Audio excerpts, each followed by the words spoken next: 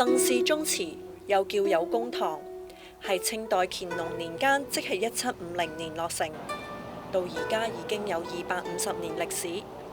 歷史悠久固然難得，特別嘅係佢三進兩院，即係3個門2個庭園嘅設計，因為呢個係典型嘅清代民間特色建築。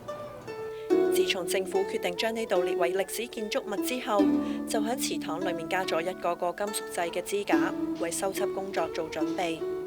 對鄧有明嚟講，祠堂係唔係被肯定為歷史建築並唔重要，因為呢度一向都係鄧氏家族嘅驕傲。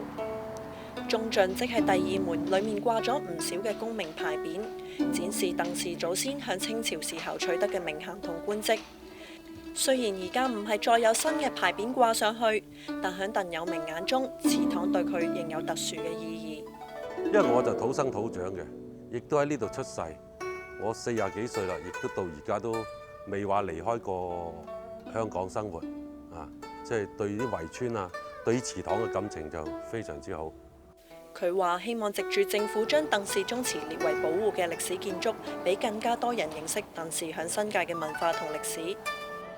鄧氏宗祠有公堂嘅修葺工程會喺明年2月正式開始，文物處預計工程會喺2010年中完成，相信屆時會吸引到更加多遊客。香港寬頻電視記者陳佩琪報道。